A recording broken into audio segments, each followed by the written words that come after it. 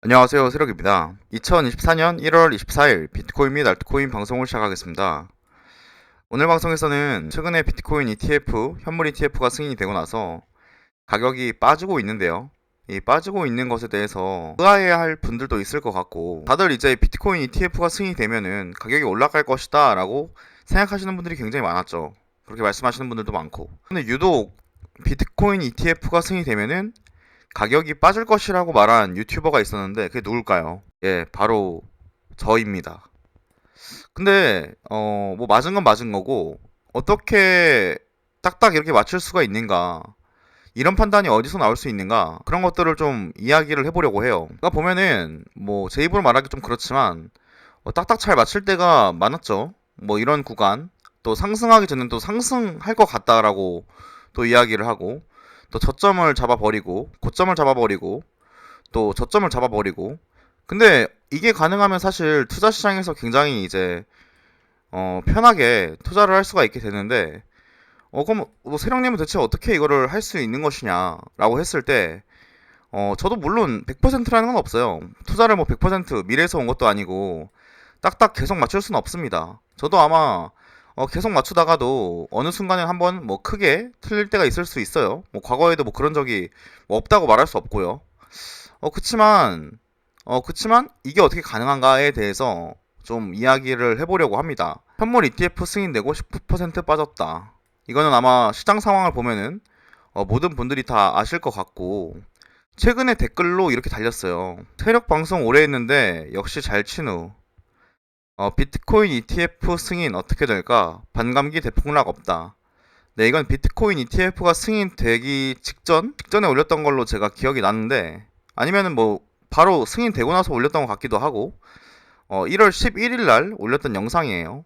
해당 영상을 보면 비트코인 ETF 승인 이후에 하락할 것이다 라고 제 견해를 말씀드렸고, 과거에도 8월 31일, 2023년 8월 31일에도 비슷한 견해, ETF 승인 후에 어떻게 될 것이냐. 당시에 어떤 얘기를 했었냐면은, 비트코인 ETF가 모두가 알고 있는 재료이기 때문에 오히려 비트코인 ETF 승인 이후에는 하락할 가능성이 높다. 이런 이야기를 했었는데, 여기 비트는 비트다님께서 제 영상을 굉장히 정확히 해석을 하셨어요. ETF가 승인된 시점이 이번 영상에서 말씀하셨던 2025년 고평가 영역은 아니지만, 단기 상승장의 고평가 영역에 승인되어 상승의 재료로서 세령님이 말씀하신 역할을 동일하게 한 듯하다. 세령님께서 말씀하신 대로 사이클, 시장 상황, 가격, 사람들의 심리를 봤을 때 ETF가 승인된 이후에 수개월간은 하락할 것이다. 뭐 이렇게 말씀해 주셨는데 어떻게 보면은 제가 말하려는 의도와 제가 영상에서 말하는 바를 잘 이해를 하고 계신 것 같고 이 비트는 비트다님께서는 제 영상을 계속해서 반복 학습하실 정도로 굉장히 열심히 학습을 하시는 분이거든요. 그래서 되게 제 관점이나 이런 거에 대한 이해도가 높으신 것 같고 어떻게 해야 이 비트코인이라는 자산, 비트코인을 떠나서 주식과 부동산까지도 제가 하는 이 방식을 똑같이 적용할 수가 있거든요. 똑같이 적용을 할 수가 있는데 그럼 어떻게 나갈 것인가를 심리적인 측면을 강조해서 오늘은 좀 말씀을 드려볼 거예요. 지금 보고 계신 거는 비트코인 주봉 차트인데 저는 이 비트코인이라는 자산 그리고 알트코인이라는 자산을 투자를 함에 있어서 뭐 블록체인이라는 새로운 기술, 가상자산이라는 새로운 분야이기 때문에 이 분야를 더 많이 공부를 해서 투자를 하는 방식을 취하고 있진 않아요. 저는 이제 투자자로서 부동산을 투자할 것이냐, 주식을 투자할 것이냐, 가상자산을 투자할 것이냐를 따져보고 그럼 왜 가상자산을 투자해야 유리한가를 생각하고 그럼 가상자산은 그럼 어떻게 투자를 해야 어떤 상황에서 어떤 타이밍에 투자를 해야 될 것인가를 살펴보고 투자를 하는 투자자예요. 자, 그런데 유독 제가 잘 맞출 수 있는 이유를 설명을 해보면은 저는 투자 본질을 생각하면서 투자를 하기 때문이라고 말씀을 드렸는데 그럼 투자의 본질은 뭘까? 제 방송을 되게 오래 보신 분들이라고 하면은 이 차트 되게 친숙하시고 많이 보셨을 것 같은데 자, 이게 이제 BTC라고 치면은 상향하는 가치를 가지고 있어요. 가치. BTC의 가치라고 하겠습니다. 비트코인의 가치는 실제로 계속 올라가고 있습니다. 가격도 지금 보시다시피 이 차트에서 보시다시피 계속 올라가고 있지만 비트코인의 가치도 계속 올라가고 있어요. 이 올라가고 있는 비트코인의 가치의 가격도 올라가고 있는데 가격 흐름은 어때요? 똑같이 따라가 볼까요, 이걸? 자, 저점에서 시작을 해가지고 똑같이 그릴 수는 없겠네요. 자, 저점에서 시작해서 고점을 찍고 또 저점을 찍고 고점을 찍고 또 저점을 찍고 고점을 찍습니다. 이렇게 가는 거예요. 자, 그러면은 이렇게 업앤다운을 반복하는데 그러면 이 가격의 흐름이 이렇게 나오죠. 저점과 고점을 좁혀가면서 우상향을 하고 있단 말이에요. 우상향을 하고 있는데 그러면 이 가격이 저평가 요 아래 부분을 저평가 영역이라고 이야기를 해볼게요. 저평가 영역. 그리고 요 위가 고평가 영역이라고 이야기를 해보겠습니다. 자, 그러면은 제가 생각하는 투자라는 건 뭐냐면은 저평가 영역에서 사서 고평가 영역에서 팔면 되는 거예요. 너무 이렇게 말하니까 그거 누가 모르냐 당연한 거 아니냐라고 생각이 들죠. 근데 그러면은 저평가가 되는 이유에 대해서 먼저 살펴볼게요. 이유. 자, 저평가와 고평가가 되는 이유가 뭘까를 살펴보면은 여러 가지 의견이 있을 수 있습니다. 지금 잠깐 영상을 멈추고 한번 생각을 해보세요. 저평가가 되는 이유가 뭘까 과연? 여러 가지가 있을 수 있어요. 뭐 악재가 될 수도 있고요. 악재. 뭐 시장에 악재가 쏟아질 수도 있는 거고 뭐 금리 이슈도 있을 수가 있고 근데 뭐 이런 건 사실 다 뭐 악재에 포함되는 걸 수도 있고 규제 뭐 이런 게 있을 수도 있고 뭐 다양하게 있을 수 있습니다. 뭐 이거는 마찬가지로 고평가 영역을 만드는 이유에 있어서도 호재가 될 수도 있고 호재 금리, 뭐 규제, 뭐 여러 가지가 있을 수 있어요. 정책 완화가 된다던가. 근데 궁극적으로 가격이 오르고 내리는 이유가 본질적으로 뭐냐면, 자, 평가 영역으로 가는 이유는 매도하는 사람이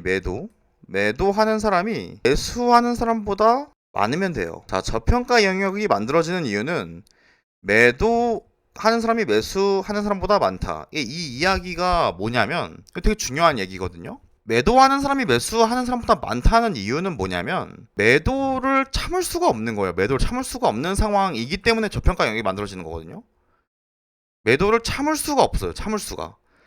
참을 수가 없다는 건 뭐냐면 가격이 내려갈 것 같다라는 느낌이 너무 강하게 들다 보니까 가격이 내려간다는 느낌이 너무 강하게 드니까 그 매도를 해야만 하는 상황인 거예요. 그래서 매도 압력을 느낀다 이런 상황을 매도 압력을 느낀다라고 설명을 할게요. 자, 매도 압력을 느껴가지고 시장에 이 코인을 던지지가 않으면은 안 되는 상황인 거예요. 그러면 이제 사람들이 어떤 감정 상태가 되냐면 자, 공포 상태, 절망, 부정 이러한 감정들이 이제 드는 거예요. 이런 감정들이 들어야만 결국에는 매도 압력이라는 것을 느끼는 것이고 이 매도 압력이라는 것을 느끼면은 그때 저평가 영역이라는 게 생긴다는 거예요. 그러면은 반대로 이 고평가 영역일 때 마찬가지예요. 매도 압력보다 매수 압력이 높은 거예요. 매도 압력보다 매수 압력이 높은 이유가 뭐냐? 마찬가지로 호재, 기타 등등이 있을 수 있겠지만 그게 본질이 아니라 본질적으로는 매수를 참을 수가 없는 거예요. 여기는 매수를 참을 수가 없는 거고 똑같이 여기는 매수 압력을 느끼는 겁니다. 매수 압력. 지금 사지 않으면 너무 가격이 많이 올라서 기회가 없을 것 같아 라는 생각이 들어야만 한다는 거예요. 그러면 이때는 사람들이 어떤 감정 상태가 되냐면은 긍정적이고 환희에 빠져요. 환희 신뢰를 합니다.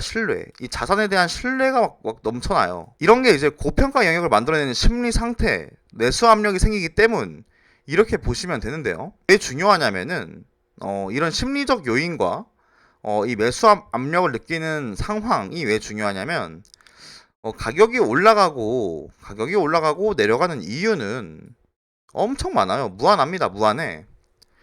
근데 뭐 예를 들면은 시장에서 비트코인 ETF가 호재기 때문에 그러면은 사람들이 매수 압력을 느낄 것이냐 매수 압력을 느낄 수가 있죠. 매수 압력을 느낄 수가 있어요. 비트코인 ETF라는 호재로 인해서 매수 압력을 느낄 수가 있고, 또 긍정적이게 될 수도 있고, 환희에 찰 수도 있고, 신뢰를 더 할 수도 있죠. 그렇기 때문에 이 비트코인 ETF라는 호재가 고평가 영역을 만들어내는 사건이 되는 거예요. 다른 예시를 과거에 또 들어볼게요. FTX 거래소 파산이라는 이슈가 있었습니다. 그렇죠. FTX 거래소 파산은 그러면 여기서 고평가 영역을 만드는 사건일까요? 아니면 저평가 영역을 만드는 사건일까요?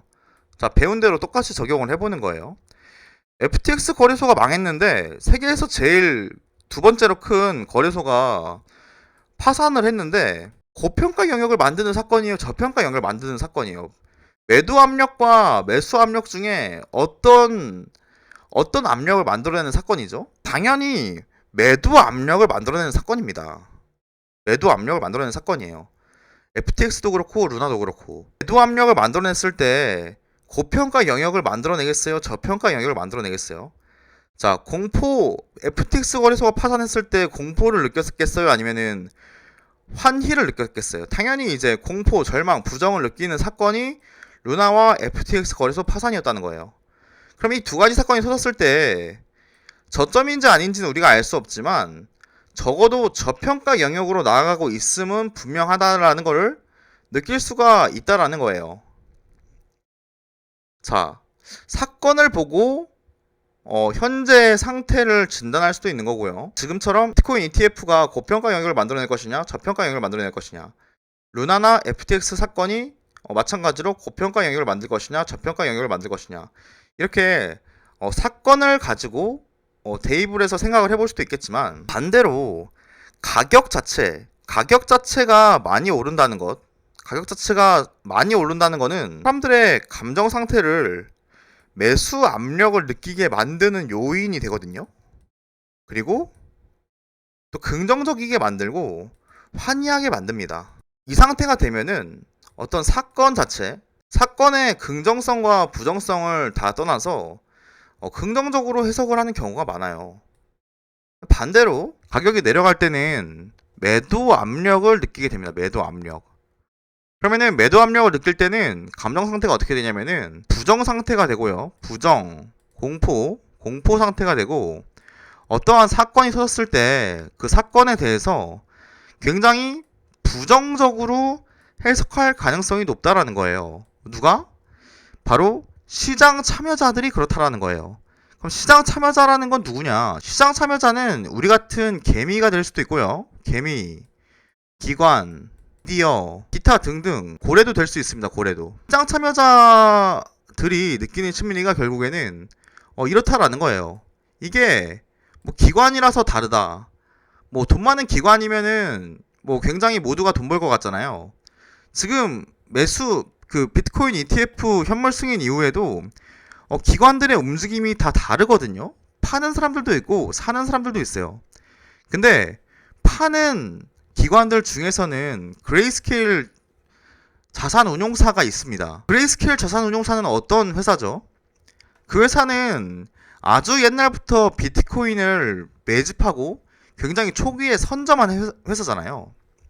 그런데 비트코인 ETF가 승인이 되니까 오히려 다른 기관들은 매수를 하는데 그레이스케일 자산운용사는 오히려 판매를 한다는 거예요. 매도를 한다는 거예요.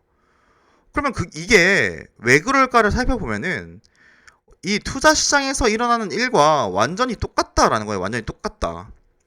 완전히 똑같은데 뭐가 똑같냐를 살펴보면은 한번 지우고, 자, 투자라는 거는 저평가 영역에서 사서 고평가 영역에서 파는 거라고 얘기했습니다. 그렇죠? 그런데 그러면은 저평가 영역에서 사는 사람은 누굴까? 사는 사람. 이걸 또 생각해 봐야 돼요. 저평가 영역에서 사는 사람과 고평가 영역에서 파는 사람은 누굴까요? 이것도 되게 생각을 해봐야 되는데, 저평가 영역에서 사는 사람은 투자를 잘하고 시인에 대해서 잘 알고 분야에 대해서 잘 알거나 투자를 잘하거나 이해도가 높은 사람들이 저평가 영역에서 사는 사람들이에요. 이게 기관이 됐던 개미가 됐던 상관없습니다. 그러면 고평가 영역에서 파는 사람은 누구냐? 고평가 영역에서 파는 사람은 결국에 저평가 영역에서 산 사람들이에요. 저평가 영역에서 산 사람과 고평가 영역에서 파는 사람은 동일 인물입니다. 자, 반대로 저평가 영역에서도 파는 사람이 있어요. 파는 사람. 팔면 안 되는데 파는 사람이 있습니다. 근데 고평가 영역에서도 사는 사람이 있습니다. 사는 사람. 그러면 이 고평가 영역에서 사는 사람과 저평가 영역에서 파는 사람은 어떤 사람들일까요? 이분들은 또 같은 사람들이에요. 투자에 대해서 잘 모르거나 이 분야에 대해서 잘 모르거나 이해도가 낮은 사람들이라는 거죠.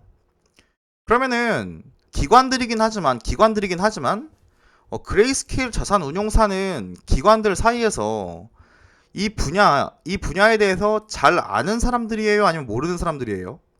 아니면 이 분야를 굉장히 진심으로 투자를 오래 해온 투자자들인가요? 아닌가요? 이해도가 높은 사람들인가요? 아닌가요? 자, 이런 식으로 접근을 또 해보시고, 지금 가격이 올라갔다고 해서 비트코인 ETF 현물 승인이 있다고 해서 이젠 비트코인이 갈 것 같다라고 뒤늦게 탑승한 사람들은, 그 분들은 이 씬에 대해서 이해도가 높은 사람들인가요? 아니면 이 분야에 대해서 잘 아는 사람들인가요? 아니면 투자를 잘 하는 사람들일까요? 그러면 사는 사람과 파는 사람에 대한 이해도가 됐으니까 어떠한 사람들을 봤을 때 인간지표로 생각하고, 저런 사람들이 지금 투자 시장에 적극적으로 뛰어들고 있으니까 나는 지금 적극적으로 도망가야 될 시기구나 라고 판단을 내릴 수 있게 되는 거죠. 자, 영상을 정리를 해보면은 결국에 이 자산이라는 것은 상승과 하락을 반복을 하는데, 이게 긴 사이클에서 대흐름이라고 치면은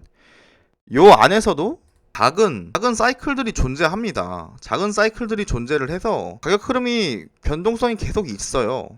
그래서 상승장과 하락장을 계속해서 반복한다라고 하는데, 이 안에서 평가 영역과 저평가 영역을 어떻게 진단을 할까에 대한 이야기를 해봤고, 심리적인 요소, 평가 영역을 만들어내는 심리적인 요소들과 사람들이 필연적으로 그 사건들을 부정적으로 해석하게 되는 것, 기관이라고 다르지도 않다라는 점, 그리고 그것을 현실에서 적용했을 때는 과거엔 어떻게 했을까, 그리고 마찬가지로 고평가 구할 때의 심리 상태와 다른 예시들 살펴봤고요.